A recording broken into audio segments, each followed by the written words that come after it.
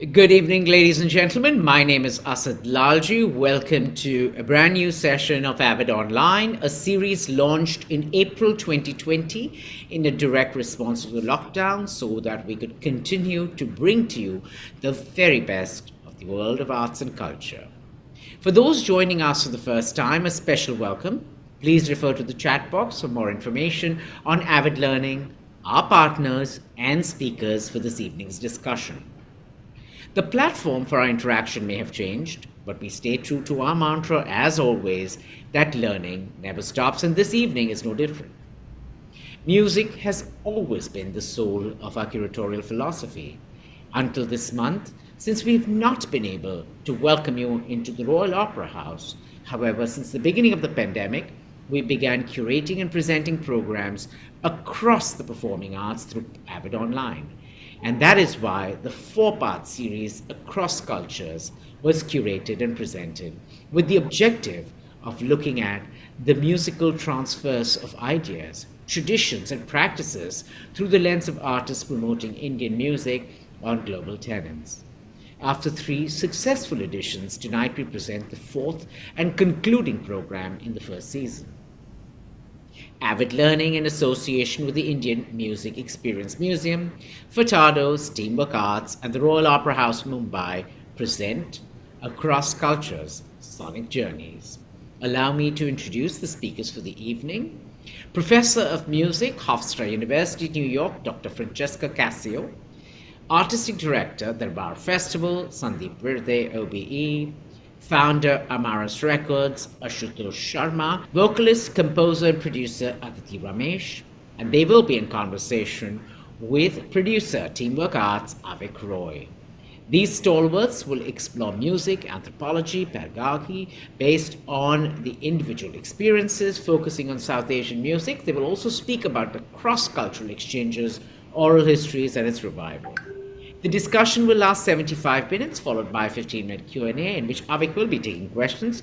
So do keep them posted throughout the session. Keep posting them in the Q&A box. I'm eager to get started for this evening's discussion. So without further ado, over to you, Avik, and look forward to a fascinating session. Thank you, Asad, and welcome everyone. Over the next hour, we're going to explore the journeys of four fascinating and talented individuals who I'm very excited to have a conversation with. They've all had past lives before they went on to pursue their careers in art and music, and we'll get into that. And they all stand out as sonic explorers, either trying to blend and weave different artistic and musical styles together, or setting off on a route to uncover and provide a platform to India's secret musical treasures. So, welcome to Across Culture Sonic Journeys. In case you're unfamiliar with the panelists and or any of the speakers, you can read their bios in the chat. So let's get started.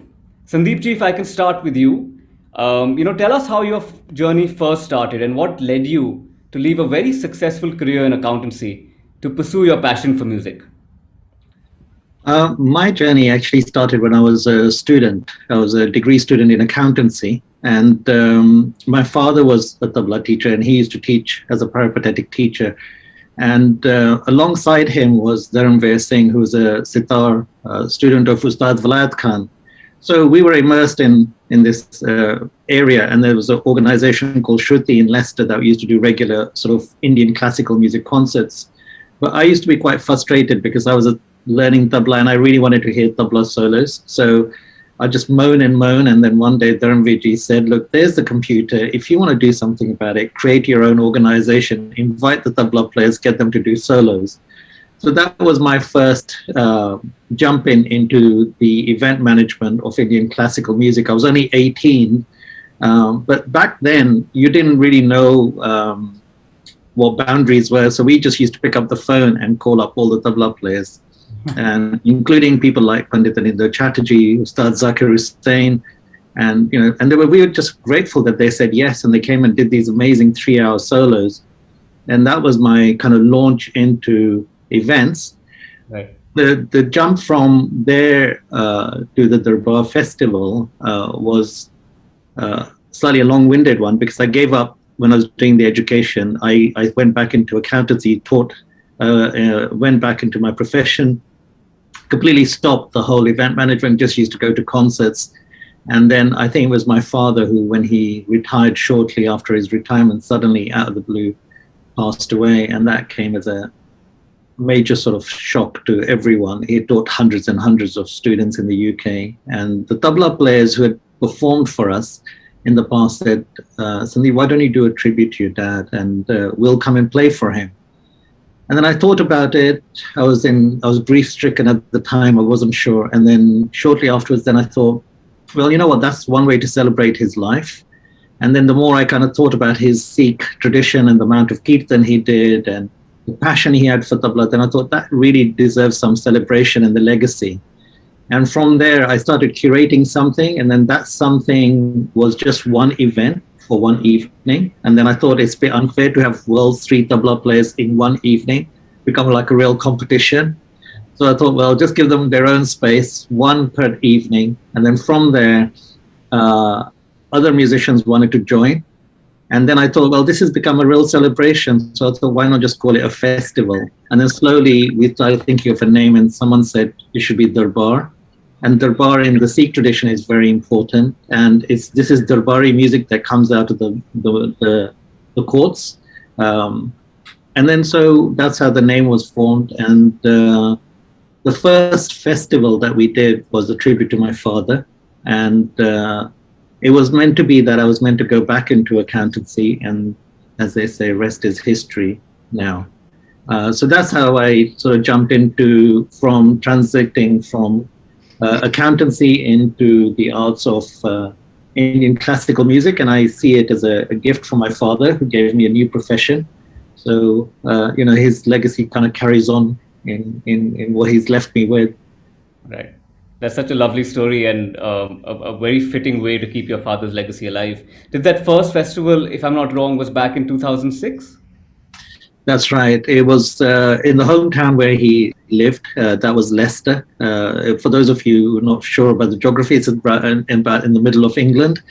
And so we did the first three festivals there. So I think when we first did it, it was evident, and we had Pandit Ajoy Chakrabarti, who then went onto the stage and said that now that you've started, you cannot stop. So please do another one. And then we did the second one, and we did the third one. But at that time, I was still doing my accountancy, so I was working around the clock to do these festivals on a voluntary basis. I carried on doing that for 7 years until it came to a point where I just couldn't take the stress of it. So then I had to make a decision. So either I go full time, or I go, or I stop Darbar. And there have been moments in my journey where we have thought about abandoning Darbar, but then somehow with God's grace, doors keep on opening, and we are here now. And then we're now planning what do we do to celebrate our massive tradition on a global platform through digital connectivity and education. So I think that's the next phase of where we're at. Lovely, and we'll definitely get to that. I really want to explore, the way you're using technology to push a lot of the Indian classical music out there. Thank you, Dr. Sandeep, and we'll come back to you. Ashutosh, welcome to the panel. Hi, sorry for the delay. It was just talking about Darbar. I'm just coming from Lakhaji's Darbar from his home. We just finished some sessions and was trying to rush back fast so I could make it on time. And No, so just got into Jaisalmer. So hello from Desert City. hello. So, Ashu, I wanted to ask you, about your journey of working and recording and actually archiving folk music across the country and how you've started this entire journey. But I think your video does a lot of justice and will set the context for the conversation going ahead. So, Sagar, if I can request you to play the Amaras Records video, and then we'll take the conversation forward from there.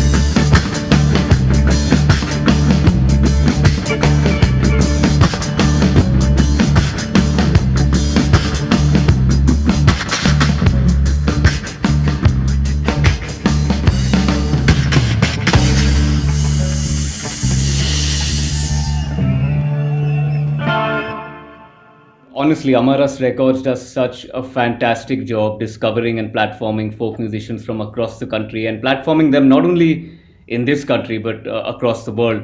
So, Ashutosh, tell us, how did this journey first start? Where did that seed come from that this is what I want to do in music? Uh, it was all by mistake and chance. I mean, I was just generally frustrated with the music scene in Delhi, especially, and generally in India. That I mean, we didn't know about most artists. I mean, whether it was classical, you know the top two or three names. You don't know anybody else in the folk scene. So it just so happened that I was trying to salvage one artist who was signed up with the label, Right. and I couldn't call them and buy the rights from a travel agency which I was running at that moment. So I guess so. I decided, okay, basically you need to be a label to at least send a mail to Right. buy rights. So then that's how it happened. I called Ankur in the US, who's my friend since, I mean, we were in prep and we are both have similar insanity levels about music. So that we are starting a label, and that's how it started. That salvage effort didn't work, and through the travel company, we were dealing with the Manganiyars, and it just so happened that we like while delivering some tickets, we heard them practice, and that's when it just like it was a shock in the sense. I mean, you had heard Rajasthani music and all this, and like many cultural aspects, but I mean, I never realized that they were like the quality of music was so great, and so that's how it all started. That we released that particular album, and then for that recording, basically, what shocked me was when we did the recording for the Manganiyar seduction. Right. The 40 of them came in, and we basically did one take, Wow. and that's it. वो bus से they got off the bus, had some tea, sat down in a shooting floor where they were sitting in a circle, and that's it. They just did this 70-minute thing, and each one had basically 1 minute in it. Right. So the entire thing was like, what is it that they do actually? What do they sing and what do they, practice and play, which makes them so great that they can just come in, just like do their part without a sheet or anything. Right. And that's it. And that's a fantastic recording. And that's how we started. And then the idea was to kind of, get them out. So we started doing a field recording and immediately realized that, there's nothing the music can't sell because they are not known. Right. So because that's when we realized the entire cultural scene in India is more regional, and it's marketed more regionally and not by people. There's one particular artist and so on. So, and that's how basically we started like creating their identities from Badmer Boys to Lakha Khan, and then doing the recordings. Basically, idea again about the recordings was to record them in their comfort zone, Right. you know, and also to open up the songbooks with the seniors, archive as much with the seniors, and try to open them up with the juniors like Right. Badmer Boys and so on. Right. So Fascinating. And if any of you are musicians in the audience, you would know that one take and to have it so tight is absolute. It's usually not the case at all. We usually have multiple takes and all the technology that we have right now. Everybody wants to do it again and again and again. But this is so fascinating that those musicians right off the bus, as you were saying, Ashu, were already so tight. yeah, and we had no clue about like so much about Ankur still had some idea because we've been working at the radio station and so on. Right. I've been issuing a, tickets, air tickets, and doing all sorts of travel work. Right. So basically, what the first set of field recording, a friend of mine who's a radio journalist, he sent us his old field recorder, which was on basically a tape recorder. Right. asked me to buy two mics. He sent me that from the US and 10 cassettes. So Right. the first set of field recordings were all on tape, And was that and with they were two track. We recorded them, mixed them, designed the cover on our own. Eventually, they went on to get 5 stars by Songlines. Both right. these albums. This was with Lakaji, right, Ashu?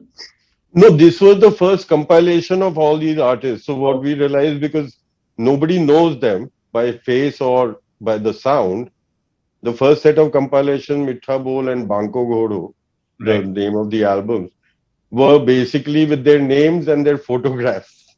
Right. So this is they're like almost like a mugshot at times of the artist, so that you recognize, because we found that very strange, because as I Right. said, when we launched the label, we did the huge production, the Manganiyar Seduction, which we released because on vinyl, on CD and all that.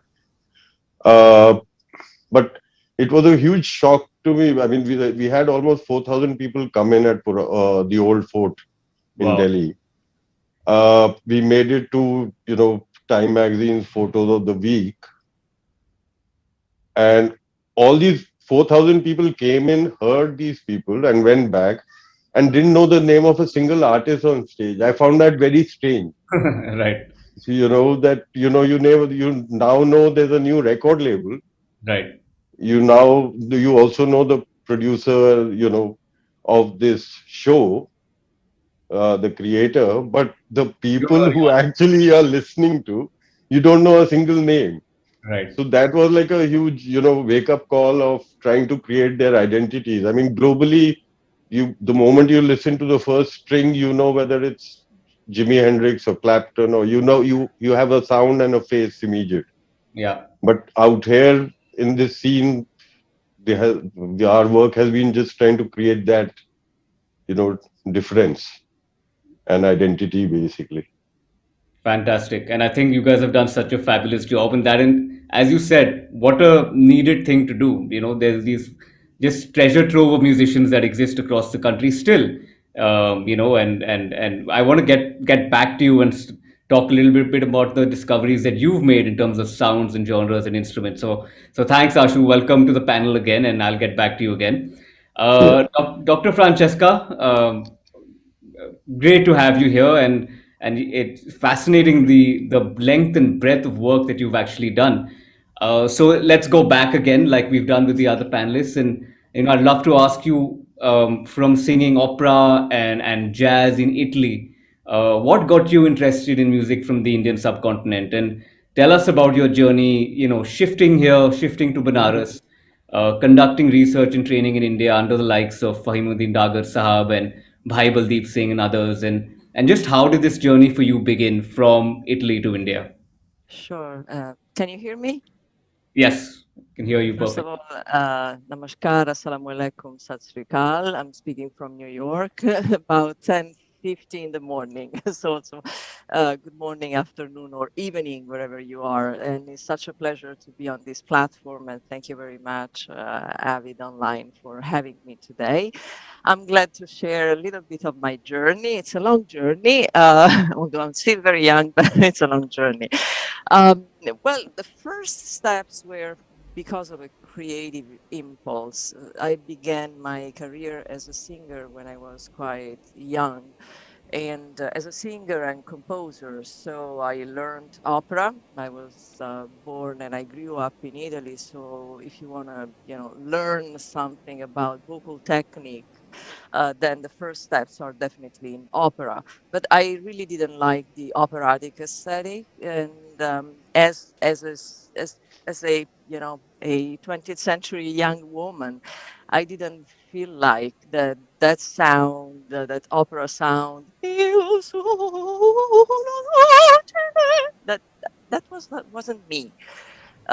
So I experimented with jazz, and I wasn't really. That wasn't me either. And then I started researching the folk traditions of Italy, of southern Italy, and the submerged tradition of southern Italy. And eventually I also explored Indian music. So at the beginning was a creative impulse to expand my vocabulary, music vocabulary, also as a singer. So I was fascinated by the vocal techniques connected to Nad yoga, and this is why I became a student of Faimuddin Dagar, who was you know acknowledged, recognized as really the recipient of this very old tradition.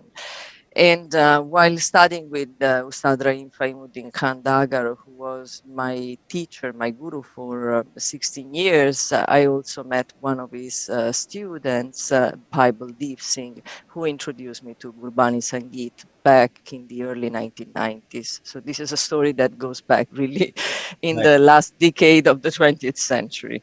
And then I also did my I wanted to explore also intellectually these traditions, because I was not coming from India. I was not coming from a family of musicians like Sandeep ji or others. And then I wanted to learn more, and not only learn the music practice, but also deepen the understanding of the history, the cultural, anthropological aspects. And therefore, I embarked in an MA and a PhD in ethnomusicology. So I'm an ethnomusicologist and a singer today. And I would say that the intellectual journey as a scholar, as a writer, as a teacher, goes along with my journey, with my practical engagement with the tradition. And the two are not separated. Although in Western culture we see these two aspects separated, really they cannot be separated, because this is an oral tradition. Although there is a form of notation, but yet the actual learning happens orally. So I could not have that I could not have access to certain level of information, and I could not have access to musicians at all, especially being a white young woman back then, if I was not truly engaged with the tradition and with my teacher. And thanks to the blessing of all my teachers, Ustad Rahim Faimuddin Khandagar, Srimati Dr. Girija Devi, Bible Deep Singh, and Pandit Ritwik Sanyal. So these are my main yes, source of inspirations, and I'm truly grateful. I feel, although I was not born in India, um, I feel that they really blessed me with their patience, with their time, with their knowledge, trusting this, young woman who just wanted to learn and sing. And that was a beautiful learning path, and really a journey. It was really a physical journey from Europe to India, but was an inner journey. So it's an internal process of learning, and that is not just music. When you learn from such you know great musicians and great people, absolutely you learn more about life, how to to be in this world with Right. humility and with respect for I the think grace that each note takes. Each note takes you somewhere, and that's also the actual journey that happens beyond the technique and the repertoire.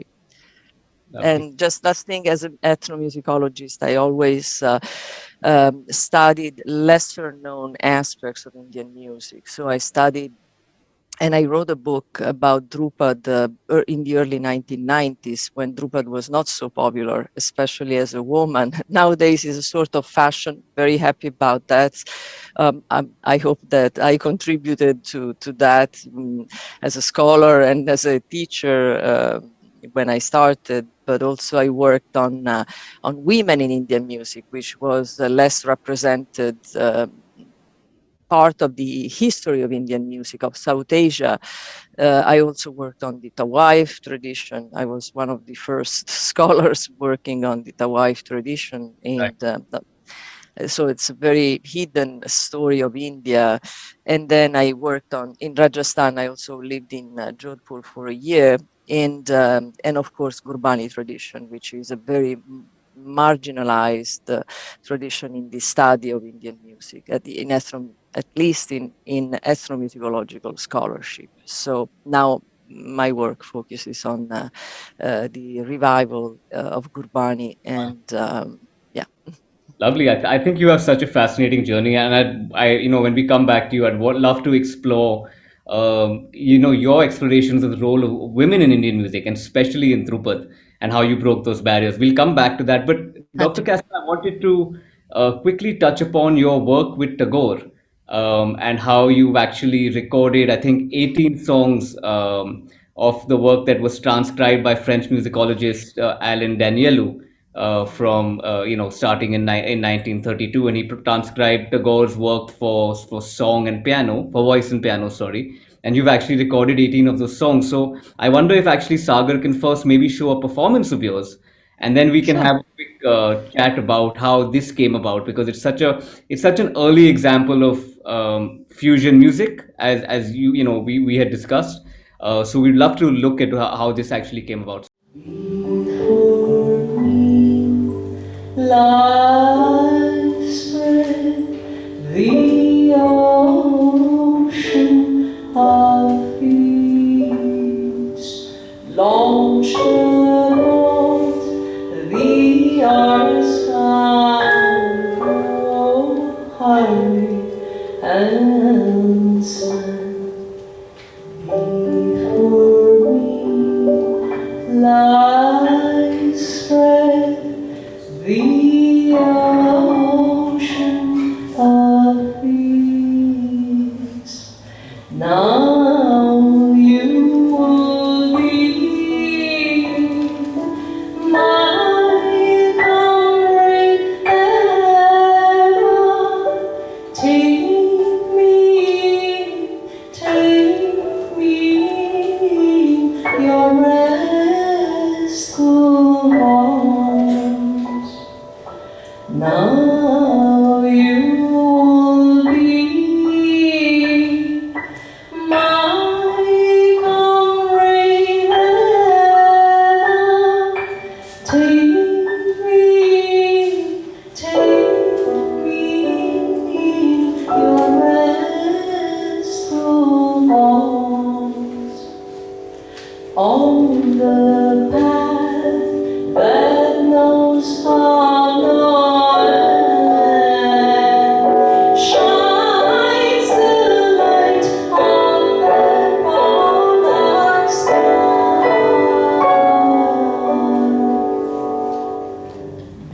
Before me lies spread the ocean of peace.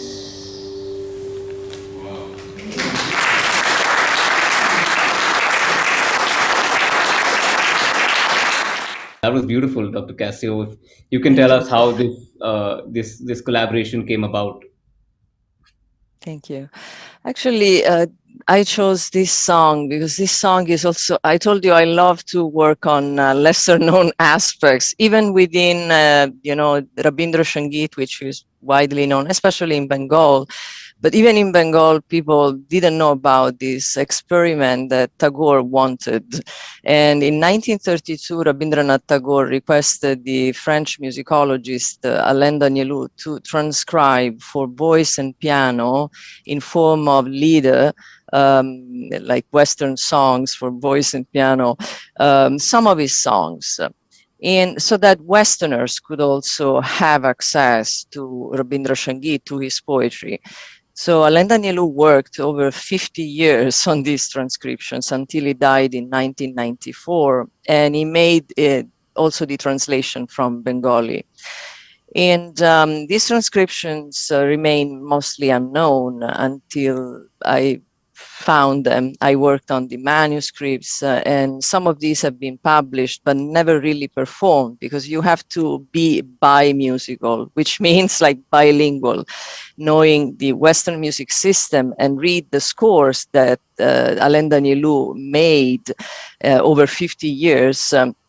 With many, many doubts. He, as a musicologist, he really wasn't sure whether it was correct to transcribe in Western staff notation Indian music. So he was very reluctant, but since the poet requested him, he did the work.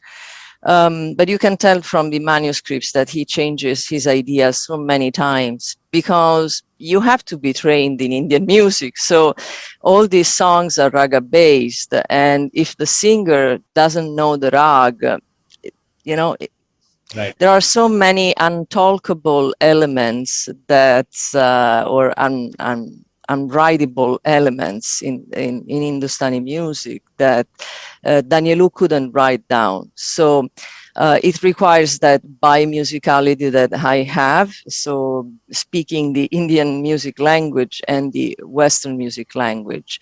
It took me a few years to work on these recordings. I produced 2 recordings with Vishwa Bharati University, where I also was professor for 2 years, and then I still perform them all around the world. I just want to add something about this song, because this is a unique song. It was a song that Tagore composed, I think, in the early 20th century, but he didn't want this song to be performed before his death. So this song was performed for the first time only on for his funeral. Wow. Okay. So it's a very, very, very deep song, very, very special song. And in general, I end my concerts with this, because you can't say anything else after that. It's like Pairavi, after that, you have to stop. Only silence beyond that. And it's a song about the death of the poet. So sorry, not an happy song, but speaks of the anahat dimension, of the unstruck dimension of sound that is beyond the actual sound that musicians deal with. I mean, it's such a beautiful piece and so well sung, and you can hear, the term that you used, which was bi-musical, which is, and it's a fascinating term. It's, people hear bilingual all the time, but bi-musical is something that people don't usually associate with. But you have that knowledge of being able to read and write and sing Western music, and of course being so trained in the Indian classical system, and you can totally hear those confluence of both those structures. So thank you, Dr. Cassio, and as we come back to you, we'll explore much more about your journey in India. Zarur. Yeah. Aditi, welcome, and great to have you on the panel as well. You have a past life as well, former lawyer. Yeah. Yes. So tell us again, how did you get into it? And your when you first started getting into music, I'm sure while you were doing law, you were already studying music as well. So how did the idea, how did you transition, and then how did the idea behind fusing Carnatic and jazz actually come about, which is what many people regard as they associate with you that's the genre that they associate with. Was it the fact that they Yeah. have a culture of improvisation, or they have Hmm. musical similarities, or were you sort of like an alchemist saying, what happens if I put 2 elements together? How did it come about? So I basically my connection with music probably started when I was like 2 years old, maybe. Nobody in my family is a musician. Very conservative South Indian family. Everybody is an engineer or a doctor or a scientist, and those are the acceptable professions. So that's where I come from. And I really have to thank my parents for being music connoisseurs and playing music in the house since I was born. And I'm sure that just did something to me, because they found that I started singing when I was 2, and they were like, this, we need to do something about this. Nobody in our family does it. Let's put her in classes. And I think I always resisted it throughout my childhood, Right. because it's difficult to see the importance of that when you're a kid and you would rather be playing than practicing. But they did put me into Carnatic lessons for vocals and Western classical piano as well. And that those I would consider my foundations, my roots. It has totally shaped my understanding of music. And I really like what Dr. Cassio said about being bi-musical. I think I had the privilege of maybe being that because I also basically learned both forms from a young age. And so and I actually then had a break from music for about 11 years where I didn't touch a piano. I thought I would never be able to play again. And I didn't really sing because I basically went to law school.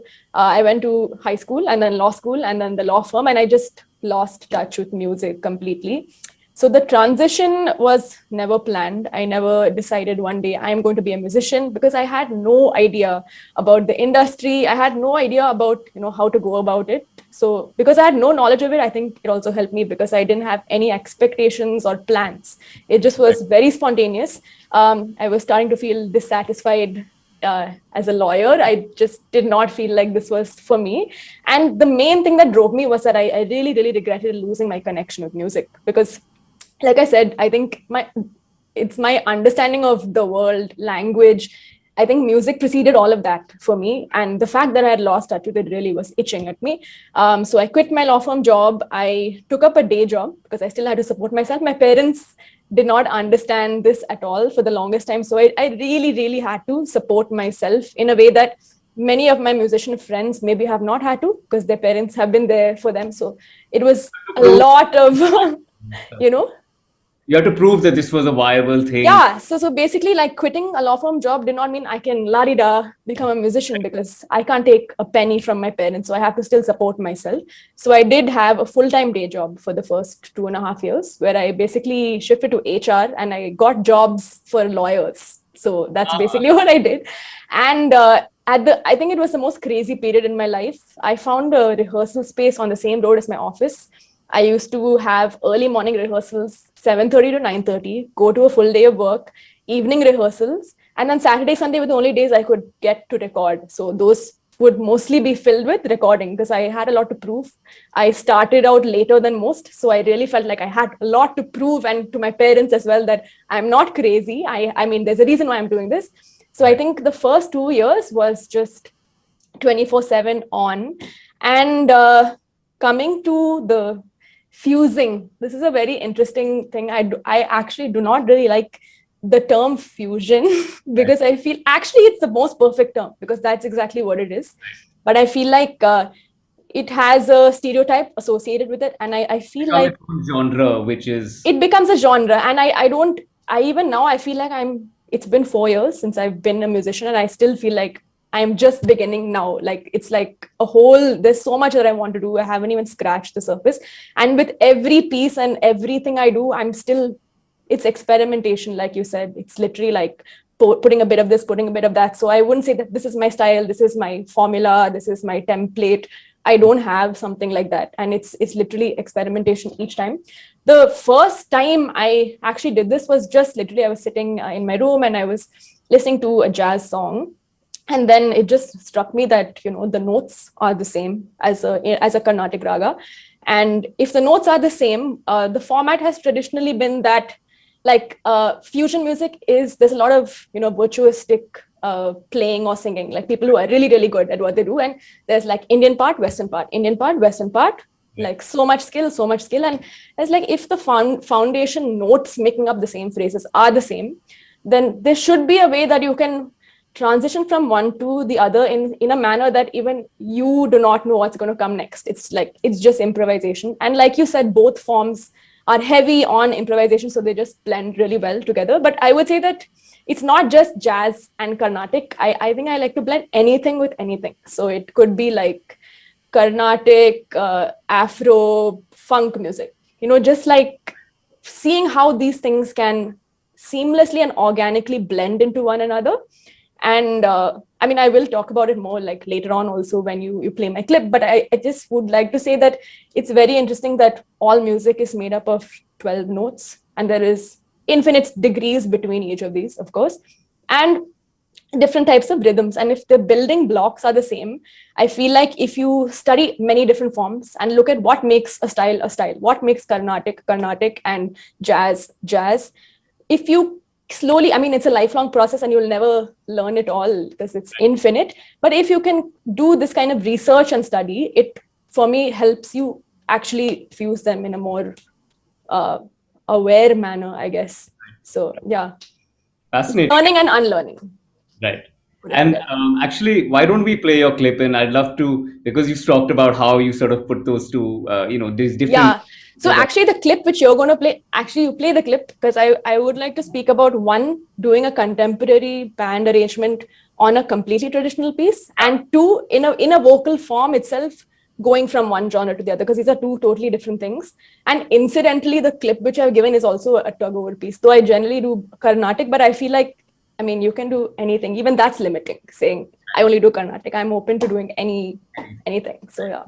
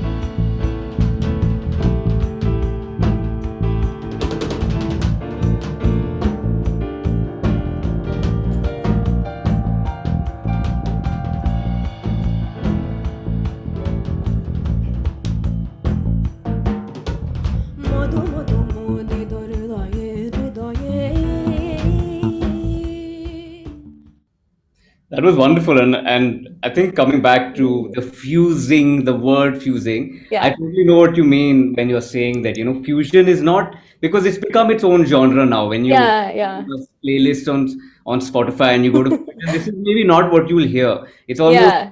you've developed such a unique sound for yourself. So yeah, tell us about this piece. And Yeah, so this piece is actually, it is a rare composition of Rabindranath, which is not one of those which are very popularly sung in gatherings. He actually wrote this inspired by a Carnatic piece, which is right, what drew me to it, because the movement of the notes is, inspired by a Carnatic raga. And the song is about the calling of the goddess of spring. It's a beautiful song. I actually learned it because I had to do a corporate gig in Calcutta. And I love learning songs from different languages because I feel like it's a really nice way to really get into the language. Somebody actually asked a question about translation of a language. It's very difficult to translate into English and get the same meaning. But if I found that this is totally a sidetrack, sorry, but if I generally find someone who knows a language, ask them to explain to me what it means, describe the feeling, and then I find that when I sing that song and get myself into that mode, it kind of helps me to really feel and understand the language in a way that translation cannot do. So I really enjoy singing this song, and I'm a Tamilian singing Bengali. But like I said, that's a great experience and what music can give you. So when I talk about the arrangement of this song, So this is a small excerpt. It's a longer song. So Tagore envisioned this song to be in 3 different speeds, but generally it's just sung as a vocal. So basically, it gives you a lot of interesting possibilities to play around with when you are going to take a band or a Western or a contemporary arrangement and put it on that, because you have drums and bass to play around with. So first of all, like coming to that aspect, the beginning of the song, we start, the drums have not started a groove. It's just very, fillings and, giving those little brushes and stuff.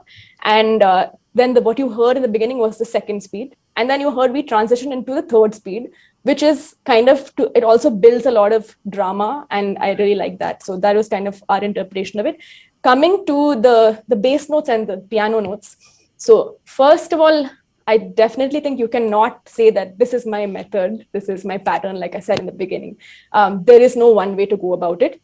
But I feel like a good starting place is to look at the notes of the raga of the original Indian piece. And firstly, try and play around with those notes in permutation combinations when you're building chords, because the chords and the notes of the chords have to harmonically be related to the notes of the melody. Otherwise, it might clash unless you're going for something dissonant. So I think that's a good starting place. But then sticking to that alone would also be limiting, because then Western music has this concept of harmony, which isn't really there in Carnatic or Indian music. And there might be other notes which add shades and drama and character to that chord, which if you were to stick only to the notes of the raga, you might lose out on that. So my starting place is usually to, of course, learn the song, sing it, listen to that raga, get into the raga, look at the notes of that raga. Right. And there's just so many combinations of notes. You're never going to find something boring. You can always do, like, every time we play this, it's different. Like what all three of us are playing is improvised. It's there is a structure, but it's not like, I'm going to write this down on sheet music and these are like fixed chords and stuff. So that's generally how I like to arrange my music, and it kind of just takes on the mood of the original. It's very inspired by that. Like this song, as it's slow and it slowly increases in speed, and the drama builds, and you can see that in like what we're playing on the instruments as well. So I wouldn't even say like I would take a song and be like, this is going to have a jazzy sound, or this is going to have a funk sound. It's kind of like the original itself gives that to you. You don't even know what it's going to turn out to be until you actually do it. So I really enjoy doing that. And coming to that other point, so the other type of fusion, I'll say, that I do is when I actually do it with my vocals. So I'll actually like give you an example, not to take too much time. But like say you have the same notes. Okay, say you have like a Carnatic phrase. You have like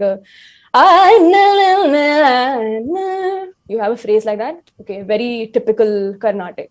Now I want to take the same thing and make it sound Western. What do I do? The first step would be the tone, where you're singing it from, and also the way you move between those two notes. So I could make it jazzy and be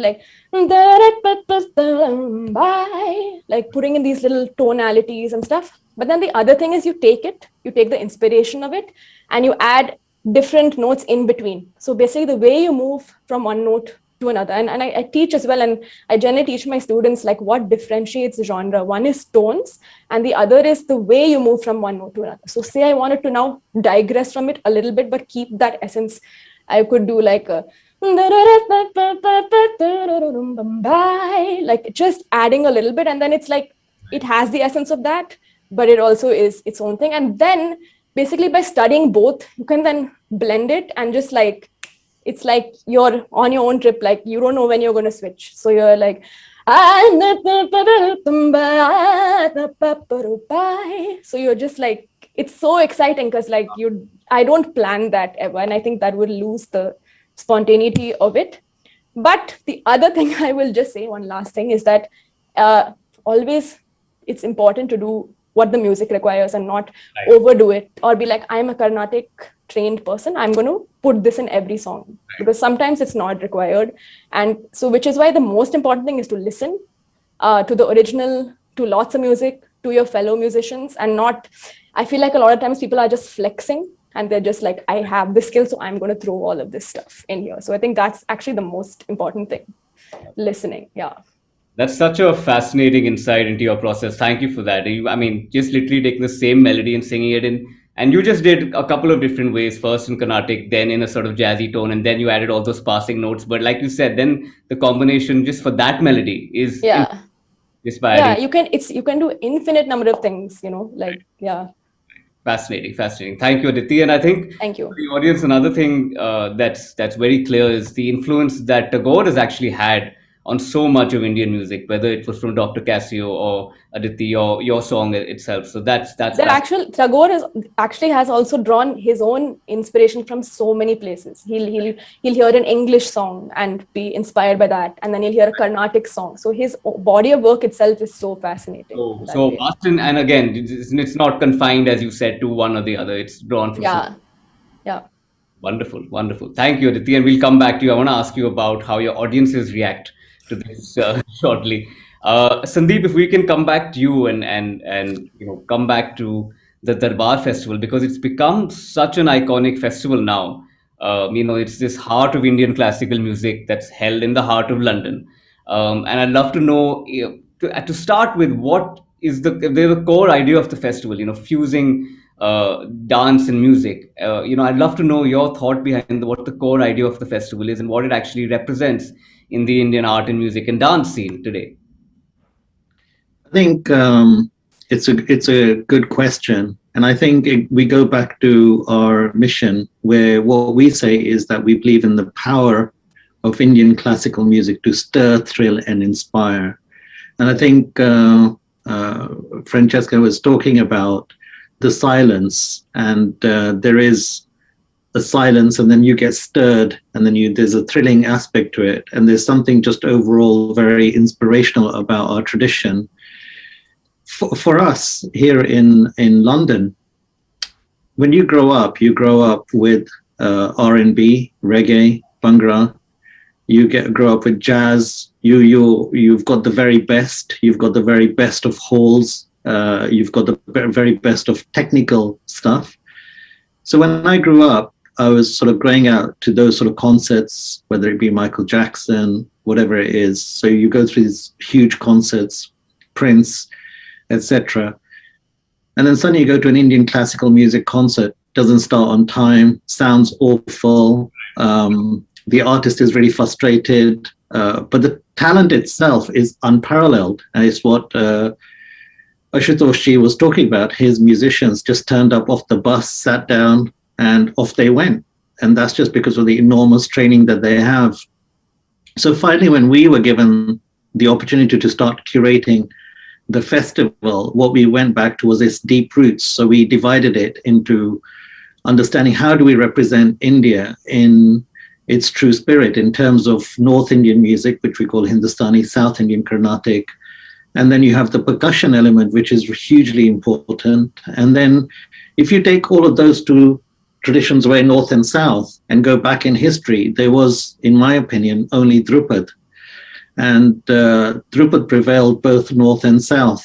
And so we have a platform for that. So it was celebrating that. And in the last couple of years, we were very fortunate to work with Akram Khan and his team to bring dance into it. And the idea was, how do you bring dance into a world-class venue? And it was something that I knew I couldn't do because my speciality lay in sort of music. So we turned to him and he brought a lot of dynamics into it. And I learned a lot about the dance tradition.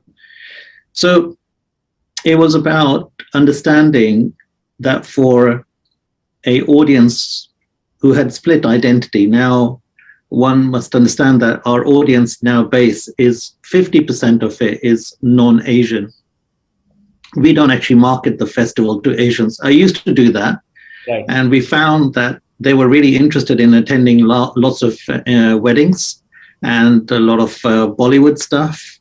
And trying to get them to come to anything classical was just about as hard as getting anyone else there. So I thought, what are you wasting your time for? And the perception was that this is some old man playing a weird looking instrument. That's how Indian classical music was perceived. So what we set about was looking at how do you remarket and rebrand Indian classical music to a wider audience? Right. So that was kind of the premise of it. So I was a technical buff in terms of audio quality, in terms of just making sure that production values were high. Right. So that's how we started. And that was something that came natural to me. So I would be sitting there arguing with my sound engineers, how should a sitar sound? And they would tell me, this is how it should sound. I said, but you don't know what a sitar should sound. You haven't heard the damn instrument, so don't tell me. Or we used to have arguments with them about the tabla, and they said, the tabla doesn't have bass. I said, what are you talking about? Of course it has bass. So then we looked at the technical production in terms of sound. That was the first thing we wanted to sort out. I didn't want a musician to turn up feeling uncomfortable. So those of you who've been to the Darbar Festival will know that my primary role is to make sure I personally handle the sound checks, because our job is to make sure that the musician, because it's a holistic art form. Now you have to think about it from the musician's point and an audience point. The audience person has paid their £50 or £100 for the ticket. They've decided, like this year, the lineup was with Pandit Kushal Das and Koshiki Chakrabarti. Now they don't really care. How do they get here? What did we have to do to get them into the country in a pandemic? They're not bothered. They've paid the money. They know they're coming for an experience and they're going to sit down. For the artists, they've been here for 10 days. It's like going to Wimbledon. You know you've got a tennis match. You know it's going to be a full audience. You know you're playing in the final. So what goes through your mind from the morning? So this is where your training, your deep sadhana comes in. What you've learned from your gurus all comes into its moment, but it's all improvised in that moment, in that time, because you are the music composer and everything there and then. But because it's human nature, how you feel when you arrive at the concert hall, how you're dealt with by the promoter, how the sound checks goes is very much part and parcel of how you're going to deliver in the hall. Right. You might have perceived that you're going to play this rag in that concert, but when you actually go into the hall and you feel there's 1,800 people sitting there, you feed off that vibration. So for us, a lot of it was actually breaking away that we don't really care what the West's perception is of Indian classical music. And in the nicest way, I will say, the problem with the West is they latch on to certain things. Right. So they latched on to the fact that Pandit Ravi Shankar represented Indian classical music. He was a genius, he was a master, great, but he did not represent Indian classical music. Indian classical music is much bigger. There are many, many ustads right across the world. And we need to recognize that. And there's a generation of emerging artists that are coming up. So this is probably one of the greatest art forms in the world. So my battle really here in London is to make sure we get the world's finest venues. We present music the way we want to do it. And it's not about thinking that, oh, we're sitting in the West, so their concentration span is so crap that they can only listen to a raga for 10 minutes or 15 minutes. That's absolute and utter rubbish. We do not need to dilute our music or our form. So for us, it's about what can we do to present it in its authentic form. It's not that every raga needs to be played for an hour and a half, but if a musician is in that mood and can explore that piece of music over an hour and a half, let them do it. So it's about going into the depth of every single aspect of it at a micro level and making sure that you give the best platform for that art form. And we've tried doing anything that we've tried to do, or we tried to dilute or anything like that. We found that our audiences have really kicked back on it.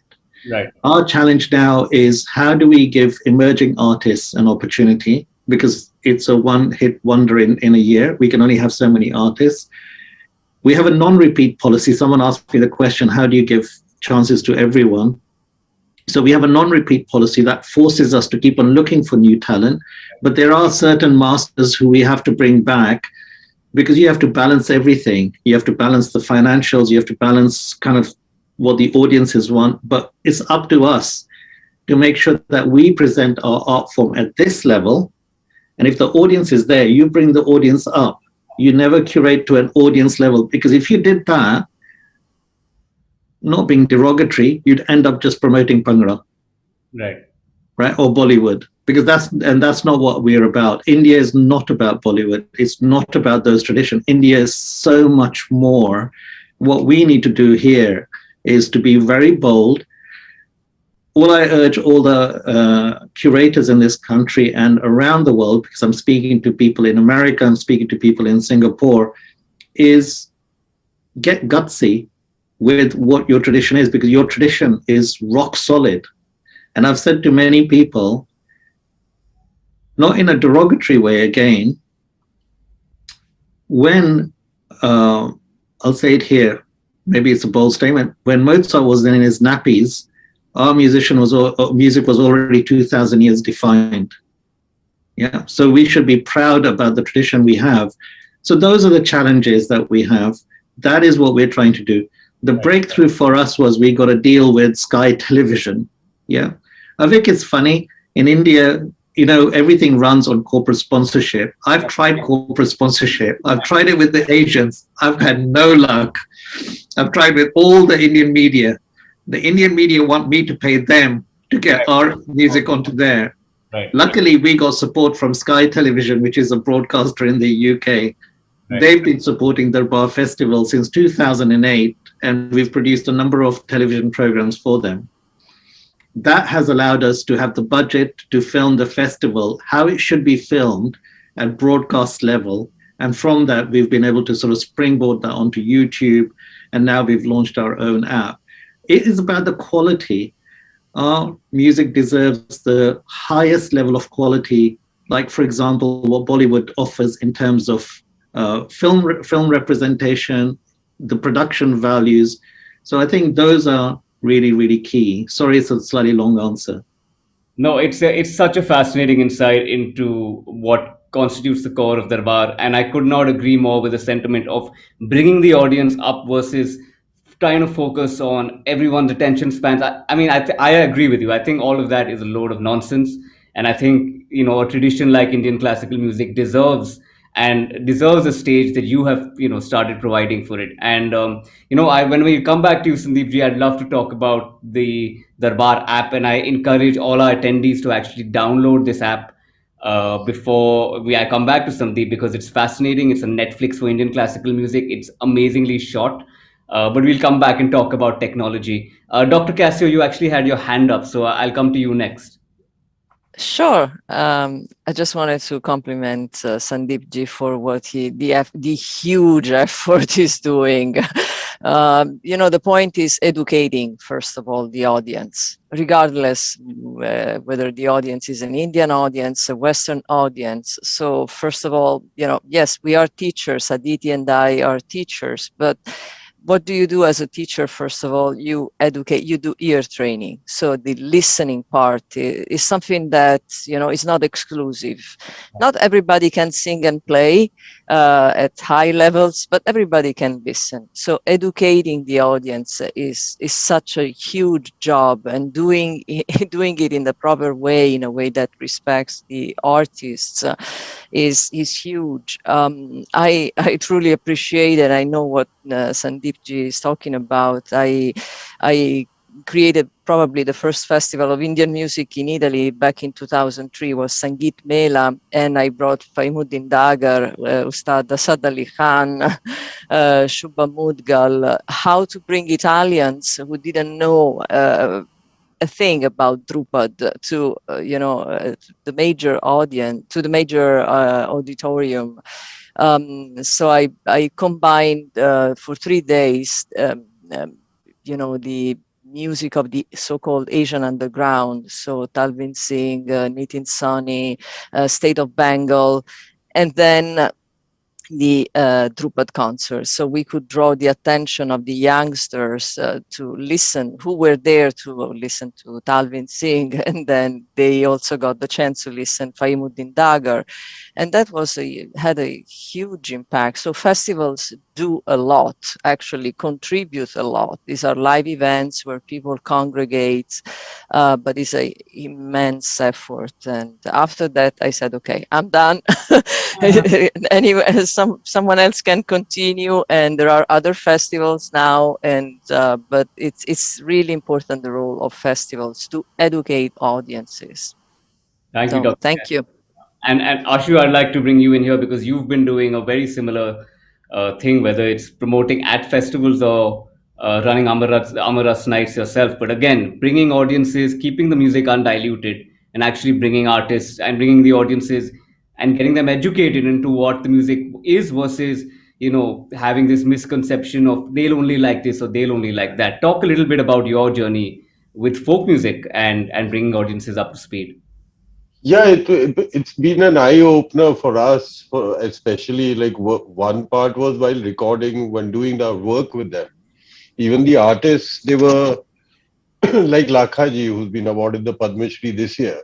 Right. He was like basically known as a Sindhi sarangi player, always accompanying somebody, a singer on the stage, and so on. Till we sat and started doing some recording with him, and then got to know he sings, has a great voice. So Right. why is nobody recording that? And then he sings in Sindhi, Siraiki, Punjabi, and a whole number of other dialects. And it's not just Rajasthani, it's one Sarangi player, suddenly. And I completely agree with Sandeep ji. You just have to present them. It takes an effort over a period of time. All these artists, whether it's Lakhaji, now has a full house. We started with 7 people at the first show, Right. you know, and now there's like a huge fan following of it. And it's just, you just have to just keep on chipping away and presenting such acts and artists and giving them that kind of space to be really comfortable. As Right. I said, I mean, we also are going usually go nuts doing the sound check at our shows. Apart from other, I mean, that's the most important thing for us. Right.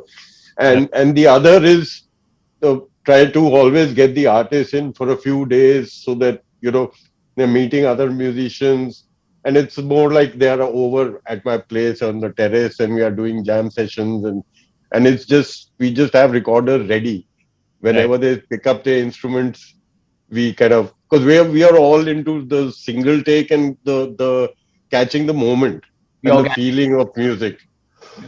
We are not so much into, well, count, because we in any case don't know all that, the Right. classical aspects of things. But it's like while doing a field recording with Lakhaji one morning, he like said, "Chalo Krishan ji ko jagate hain." Right. Now in that recording there was a bike which went past, and that's part of the recording, because you can't ask him कि कृष्ण जी को एक और बार जगा दो. I mean, it just doesn't make sense. Right. Sorry, bad cough. Been on the road all day. No. So yeah, if you continuously present them, and the tragedy or the thing about music for us also, what we figured out initially was we have to take them abroad, Right. and that's when they'll start getting some respect here, because otherwise it was, I mean, we also found that was usually the case. I mean, whether you look at the blues musicians who made it big in UK and Europe and then were respected back in the US, and they were like, and so on. So we just whatever we had read, and we were great buffs of Alan Lomax and all those recordings and so on. So just use that same logic and try to present them to the point that Lakhaji was Womex selection 2 years ago in Helsinki. It just so happened that all the shows after that to planned have been cancelled. Hopefully next year he's back in Europe and so on. So Ashu, is this search for undiluted music what also got Amaras Records into vinyls to create that sort of organic and undiluted sound? Is that the sort of way you wanted to go, and that's the way you wanted to present your recordings? I mean, you want the best sound to you want to record the best sound. Now you how do you listen to the best sound? The only way is on a record. Right. There's no other, then you're just diluting it as you go to CD and other formats. Right. So for us it was always about trying to preserve this sound in the best possible way. Right. and and we are like vinyl buffs in on our own, and we have only mainly listened to rap music on record. So so the idea was to get this back in the country. The last uh, you know pressing plant shut in the 80s, Right. Dum Dum, and there was just nothing here.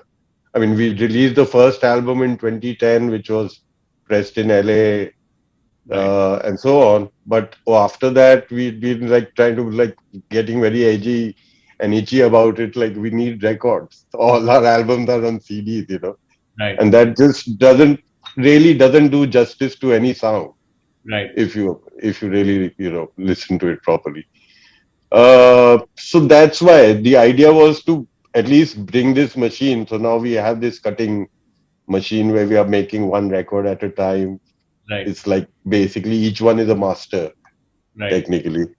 But the idea was to not just for our own in-house production at that time, and even now, I think the vinyl market is still pretty young in India, Right. But growing. and but growing. So the idea was to like eventually make it accessible for other musicians to be at least be able to press 40, 50 batches of small work rather than going for a pressing, order which is a minimum of 300, and then you're just most musicians would be just sitting with them or be giving them comp to people, Right. Right. and not really making money out of it. Great. So that's the idea, to at least have that as a thing. And also we've been working with like students at like NIFT, National Institute of Fashion Technology. They're introducing folk music and all this, the instruments and even the analog sound to them, because kids in their 20s, unless they are in the hipster space, don't know about records, Right. you know. So and in fact, one of the kids actually designed a beautiful, uh, thing for of Lakhaji, which we basically use for his album cover. Uh, so it's basically you have to keep on showing all this music and presenting it wherever possible, and people do listen to. I mean, they have an ear. Totally. They Yeah. have two. So Yeah. they can make out between bad music and good music. It's as simple as that. If you present really nice stuff, they will like it. And I think It just won't make money initially. that's the That's all. point. You won't get a sponsor because it's a new name. Right. But it'll, People.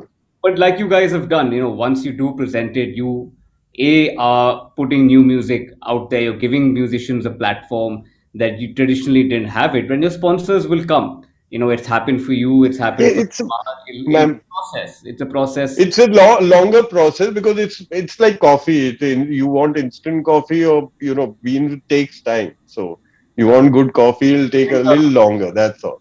The message is present the music, be bold, as I think all our panelists have said. I'm a little cognizant of time, so I'll be going quickly for last questions towards each panelist, which we can do quickly. Aditi, I'll come to you first.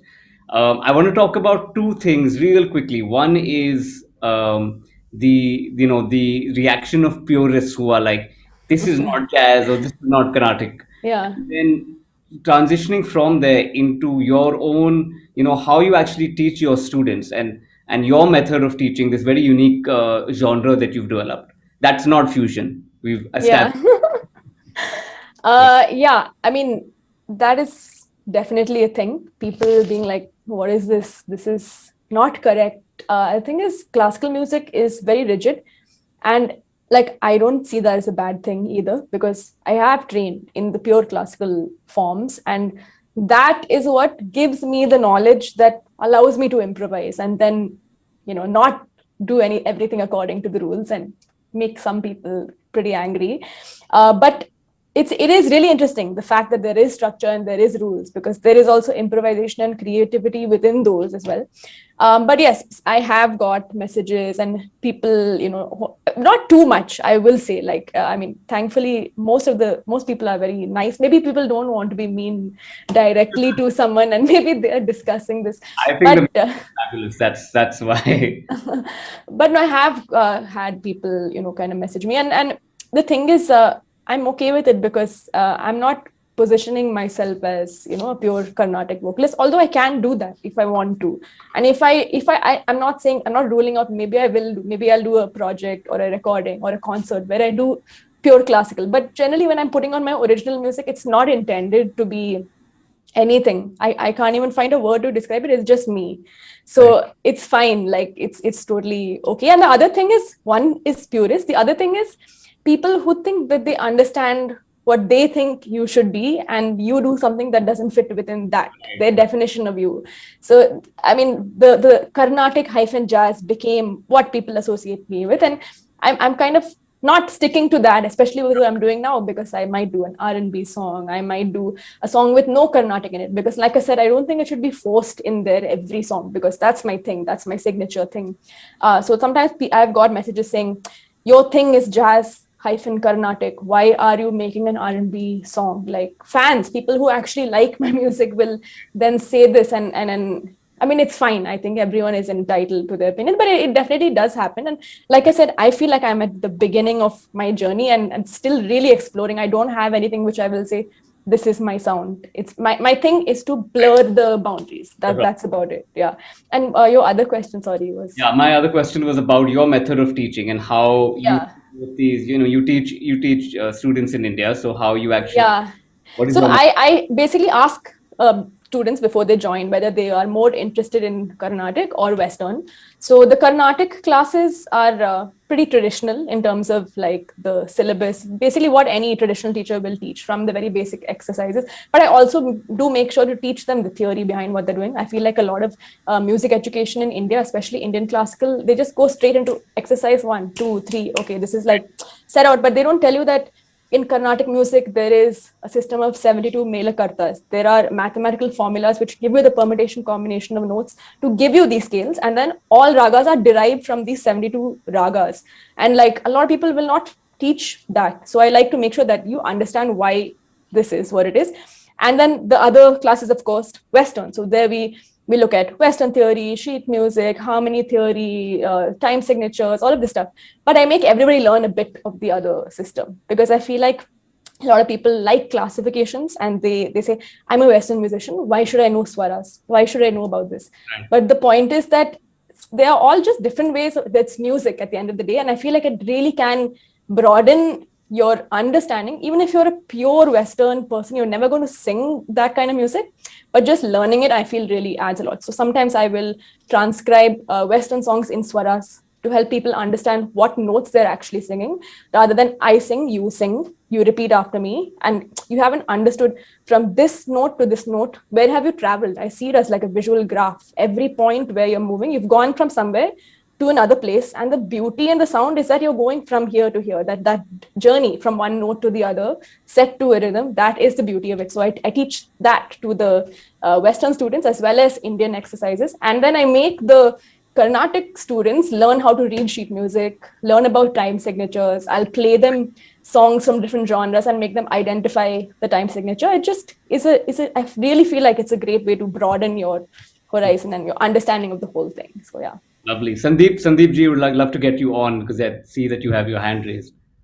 I think what Aditi just said just now is just music. I think that's a really important thing. In our day, you can go through listing different types of genres. Now, the problem is that we were talking about here is pigeonholing. And pigeonholing came from really the marketing people, because they wanted to be able to market to this I could put to jazz, I could put this to whatever, world music, whatever. But pigeonholing is a real problem for us. But you mentioned something about the purist. And I would say just ignore them, because the problem with the purist is they know what they like, the way they like it. So if you've grown up hearing Amir Khan or Ghulam Ali Khan, yes, you're not going to find someone today on that level, and then you'll always be frustrated. So if you're going to be frustrated, stay frustrated. But the reality of it is that in the Indian classical tradition, and in a country where you've got 1.4 billion people, brilliant musicians are ever emerging, and things are going to evolve. So now you have the Veena. The Veena used to be unplugged, but now you have it plugged. Yeah. So now you have it plugged, and that opens up new opportunities. So you can pull a note and still carry on, because you've got the sustain that you never had before. Now, the purist will argue that that's not very good. Yeah. But then you have that situation. Then you have technology that's come in. Say, for example, the sitar. the strings of the sitar used to be Indian strings, but now most of the musicians use German strings because they've learned that those strings are very, very good quality. The younger generation has gone from C to D because when they play, it looks and sounds a bit more virtuosic.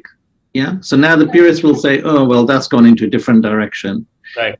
The younger musicians are also now looking at, if I've got the sitar and I want to take it wider, if I electrify it and I call it the zitar, can I then go and play to a wider audience? You could argue pros and cons of that. So I think that's one debate. The other debate is about what you've talked about in this program about fusion and cross-cultural development of music. So we have tried that once, and we had the director of the Philharmonia Orchestra asked me, can we do a project together?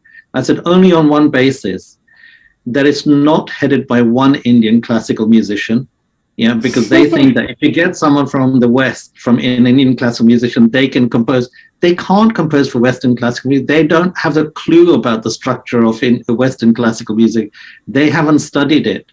Yeah. And the problem then is, if you're not going to have one person from India, then how are you going to go and work out? Because the only instrument they know is a sitar. So what I did was I took them to North India, South India, introduced them to 12 musicians, let them hear the sound and textures of the musicians and the instruments. And then by consensus, they then composed the music together. So it was a democratic way of working. And then the idea was to make a 10-minute piece. And we had to present it because it was funded. So we presented it at the Darbar Festival, and it's called Universal Notes, and you can Google it, and it's on YouTube. And you can kind of hear the first steps of it. But what this needed was a lot of investment into this, because it's a new form, because you're not creating a fusion. What you're creating is a new genre. Yeah. So that becomes actually much more complicated. But the thing is, we are ever evolving as human beings. We will not sit still. We will keep on developing something. So change has to be accepted. But that purity of note, this, like you said, the notes are still the same, Sarigama Pada Nisa. It's what you can do with it. And, you know, Indian classical music offers you an infinite way of presenting that. And that is where we should be celebrating and not worrying about what the purists think or what it is. It will evolve.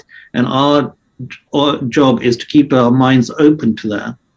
Definitely. Yeah. Fascinating perspective. Yeah. Thank you, Sandeep, for that. And Dr. Cassio, I think we can end with you. I have so many questions, but we're out of time, unfortunately. But there's an audience question for you, Dr. Cassio, which is very related to this topic. Is do you believe it's essential to adopt multiple musical traditions to expand one's understanding of music? And if we have a little bit of time, Dr. Cassio, I'd also love you to talk about your exploration of women in Indian classical music, and how, as a Drupad musician, you were able to actually learn the tradition where, Dagar Saab's own daughter at that time wasn't allowed. So let's start with the audience question first, and it'll be good to transition there, and I think end with that. Sure, I'll try to be real quick. And just a note, as a musicologist, purity, the concept of purity is a colonial idea. So let's put it aside, full stop. And of course, traditions evolve, although there are efforts, and it is important to keep the style of a Gharana, the style, but the idea of purity is entirely a colonial Christian idea. So Tagore, for instance, said, but why it is important to teach different traditions. Tagore, for instance, said that it's nonsense to say that music is universal language. I'm quoting Tagore here. He said, I should like my music to find acceptance, but I know this cannot be, at least not until the West has found time to study, learn, and appreciate music. And this is why it is important, the role of festivals, the role of teachers, publishing. I think on this panel, we are all working different ways, but in the same direction, which is also educating. So I've been trying educating myself. I don't think it is essential. I'm not saying it's essential everybody should learn other traditions. This was my journey. I found interestingly, I found my true voice through Nad Yoga, studying with great masters, and I was so fortunate that they were still alive when I was young, and still learning with Bible deep sing, the Gurbani tradition, which is very little known. For instance, we just mentioned Tagore was inspired by other traditions, but the very first song that Tagore composed was the transcription and translation in Bengali from Gurumukhi of Arti, of Guru Nanak's Arti. So you see, there is a flexibility also and a dialogue, cross-pollination among traditions. I think just people should be open their ears and learn and listen. So that's, I think it's essential. Hearing. And, you know, when in English we say, I hear you, it means I acknowledge you. I acknowledge your background, your music, your culture. This is what I recommend, what I do with my students. Question about women is very long, but I was very fortunate to have teachers who allowed me to be part of a tradition of a gharana, even though I was not born in India, not from a family of musicians. And for me, it was essential my path with Sadra Infaimuddin Khandagar, who kindly shared this knowledge with me. I lived with my teachers, though. I had to drop what I had in the West to become a shagird. And that was a different journey. And I also was very fortunate to spend time and learn from Girija Devi. So also learning from a woman was a very important part. And I wish we will continue our journey and together and our talk. So thank you very much. Thank you all for being part of this lovely panel. I think it's safe to say that we could have talked for another 1.5 hours. I know that I have many questions that have been left out, but it's been a lovely discussion. Thank you all for being here. And Asad, thank you, and Avid Learning and the Royal Opera House for inviting me. And yeah, over to you. Thank you, Avik, for so skillfully moderating the session. I think we really need to have a season 2 for this series and an encore to this session. Thank you to Dr. Cassio, Aditi, Sandeep, Ashutosh. I mean, it was such a fantastic discussion. For those who know me, whenever I sit through my Avid sessions, I make copious notes, but I can't read my writing after that. But I've written like profuse notes about, because the series is, and we've finished 4 episodes, is across cultures. We're talking about blending, fusing. I love the line that purity is a colonial concept, and pigeonholing, and there's so many interesting anecdotes that have been shared. But each of you all have been doing such remarkable work and pushing the envelope. But thank you for making this time to be with us, and appreciate all the support. And most of all, thank you to our audiences who have been there. I know it's a Saturday night, it's prime time now that, life has almost gone back to normal and people are out. So thank you for joining us this evening. We have many more programs on Avid Online. And actually, we're going to be starting our offline programs like the old normal again at the Opera House this month. So hopefully we'll see some of you all from Bombay there. Our next session, though online, is our series on cultural capital, where we're going to look at the cultural legacy of the city of Indore. And after that, which is on the 9th of December, followed by looking at residencies as a construct on the 16th of December. For more information can be found on our website, or just stalk us on social media. But until then, stay safe, stay healthy, and remember that learning never stops. Thank you very much once again, and have a good night. Thank you.